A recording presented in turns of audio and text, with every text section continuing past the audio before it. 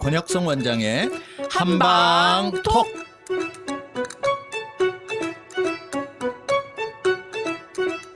청취자 여러분 안녕하십니까? 권혁성입니다. 안녕하세요. 서유경입니다. 오늘의 주제는 어깨 통증입니다. 오십견. 이거 제일 궁금한 분들 많으실 것 같아요. 네. 오십견에 대해서 좀 더 자세히 이야기 네. 좀 해주세요, 선생님. 네. 오십견이라고 하는 것은 정확한 의학 명칭으로는 동결견이라고 합니다. 동결견. 영어로는 프로젠 숄더라고 하는데 이거는 이제 쉽게 이야기하면 유착성 관절 낭염이라고 예전에 불러왔었어요. 그래, 나이가 50대가 되면서 이제 관절낭이 유착이 되는 질환인데 네. 그 원인은 아직도 정확하게는 모르고 있어요. 네네. 그렇지만 이제 많은 사람들이 생각할 때 이거는 노화에 의해서 이 관절낭 쪽에 혈액순환들이 잘 안 되면서 네네. 그게 이제 점점 굳어져서 유착이 되는 병이 아닌가 그렇게 생각하는 게 오십견입니다. 근데 희한하게 일시적이라고 하셨어요. 네. 그래서 이제 이 오십견은 특징적인 증상을 보면 아는데 네. 이 오십견과 우리가 이제 회전근개 증후군이라고 이제 어깨 통증을 앓는 분들은 이제 알게 돼요. 그래 또 다루겠지만 네네. 오십견의 특징적인 증상은 대부분의 환자들은 밤에 많이 아파요. 네. 예, 그래서 이제 밤에 자려고 누우면 통증이 많이 오고요. 이 오십견의 특징은 관절 운동이 제한이 되기 시작합니다. 그래서 앞으로도 올리는데 제한이 오고요. 특히 이제 내전이라고 이야기하는데 쉽게 이야기하면 여성들이 브래지어를 풀려면 손을 뒤로 올리죠. 네네. 네, 그런 동작이 잘 안 돼요. 근데 꼭 그렇게 안 해도 되는데.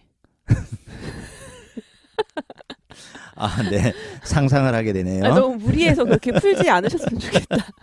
네, 역시 저 오늘도 신선한 웃음을 주셔서 감사합니다.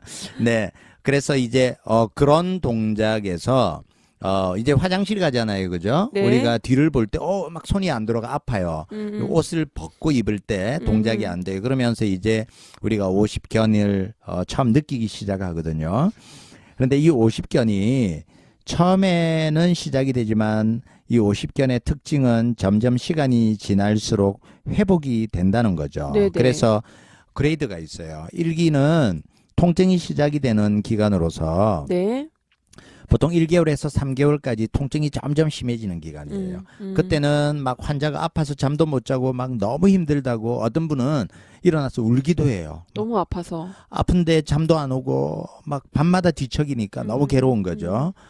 그런 그 1개월, 3개월 시기는 치료를 적극적으로 해서 통증을 완화하는 치료를 해야 되는데 그럼에도 불구하고 통증이 쉽게 잘 안 낫는 네. 시기입니다. 그게 제 1기고요. 이게 3개월 정도예요. 네네. 그때는 통증은 심한데 관절 운동은 뭐 그닥 그렇게 많은 제한이 있지는 않아요. 네. 그게 이제 시간이 이때 이제 좀 깔아지지 않고 진행이 되면 네네. 이제 2기로 넘어가는데 이때는 보통 1년 이내, 3개월부터 1년 이내 통증인데 이때는 관절 운동이 제한이 돼요.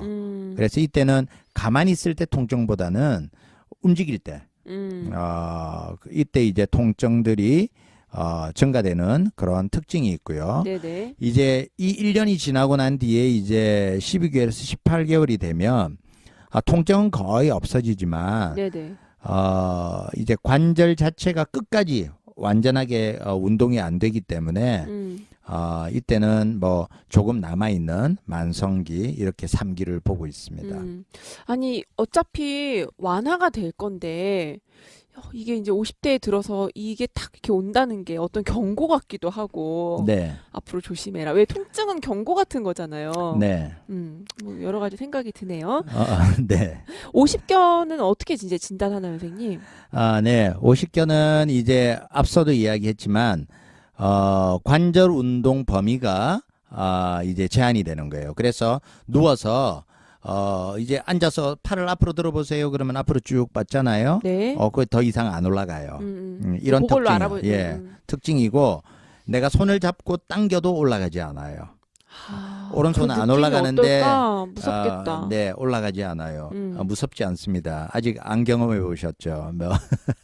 네, 음. 그리고 두 번째는 회전이 안 돼요. 뒤로 넘어가는 게 안 돼요. 아까 그 브래지어를 푸는 검사 있잖아요. 네네. 이런 것들이 안 되고요. 음. 우리가 이제 이 검사를 할 때 수건을 이렇게 뒤에 잡잖아요. 우리 때밀이 할 때, 등 뒤로 때밀잖아요. 그럼 타월을 2개 잡았었을 때, 아래 있는 아픈 쪽 어깨에 팔이 어디까지 올라가는지를 보는 거죠. 그게 이제 심한 제한이 있다라고 하면 50견이 있구나라고 이제 생각을 할 수 있습니다. 네네. 그러면 이제 그 한창 아플 때 있잖아요. 1기, 네. 2기 뭐 접어들고 할 네, 때 네. 어떻게 치료를 해야 돼요, 선생님? 네. 이제 앞서 설명드렸지만 50견으로 인해서 음. 뭐 수술하거나 이런 수는 없고요. 그게 50견으로 수술했다는 네, 네, 못 그렇지 들어본 것 않습니다. 같아요. 네, 네. 그거는 보존적 치료를 해야 되고요. 네네. 먼저 이제 사실은 50견은 첫 번째로 초기 급성기에는 통증이 있는 부위를 조금 가라앉히기 위해서 네. 저녁마다 이제 따뜻한 찜질. 찜질 같은 것들 풀어주는 것들을 네네. 하는 게 좋고요. 이때는 관절 운동을 많이 한다고 통증이 완화되지 않아요. 그럴 경우에는 치료를 좀 하는 게 좋고요. 네. 치료는 침 치료, 침 맞는 것, 그 다음에 봉침 외에 약침이라는 게 있습니다. 약침이요? 네.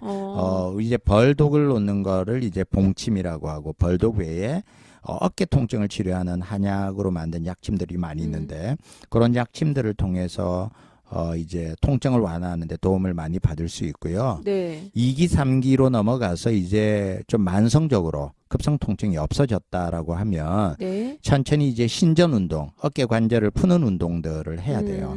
그래서 이제 수건을 잡고 이제 팔을 기역자로 꺾어서 오른쪽 왼쪽으로 이렇게 회전 운동하는 거, 그다음에 앞으로 거상 운동하는 거. 네네. 거상 운동은 앞으로 이렇게 쭉쭉 늘리지만 책상에 이렇게 엎드려서 팔을 이렇게 쭉쭉 미는 운동도 가능하고요.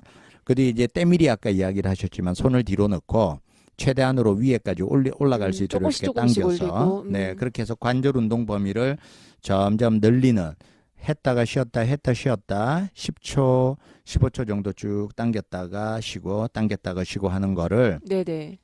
3번씩 반복하는데 이때는 꼭 몸을 따뜻하게 하고 난 뒤에 효과가 더 좋습니다. 우리가 따뜻하게 하면 근육이 이완돼 있고 인대다 이런 것들도 이완되기 때문에 네네네. 훨씬 관절 운동 범위가 늘어나서 네. 관절 동결된 경결된 관절을 풀어주는 데 도움이 됩니다. 이런 운동들을 해서 계속 관절을 풀어주면 대부분의 뭐 환자들은 1년 이내 그리고 어떤 경우에 초기에 치료를 잘 한다면 그렇게 크게 심하게 관절 운동에 제한 없이 또 회복될 수도 있습니다.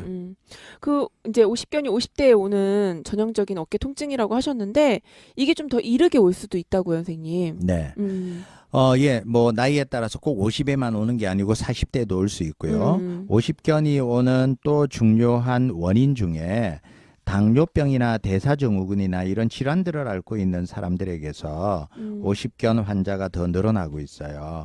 그래서 우리가 50견 앓는 환자들 중에 당뇨가 있다. 네네. 그다음 2차적으로 그런 분들은 꼭 50이 아니라도 더 빨리도 올 수 그렇죠. 있다. 훨씬 더 빠른 시간에 그리고 갑상선 질환을 앓거나 뭐 그리고 이런 경우도 있어요. 어깨를 심하게 부딪혔다. 뭐 예를 들어서 자동차 사고나 오토바이나 이런 거 충격을 자전거 크게 타거나 받았다. 네, 그런 거 넘어지면서 어깨 충격을 받았다. 이런 경우는 훨씬 더 50견이 빨리 올 수 있습니다. 감사합니다. 오늘 어깨 통증에 대해서 많은 이야기 나눠봤습니다. 네. 지금까지 진행의 권혁성, 서유경, 제작의 김미옥, 박송이었습니다.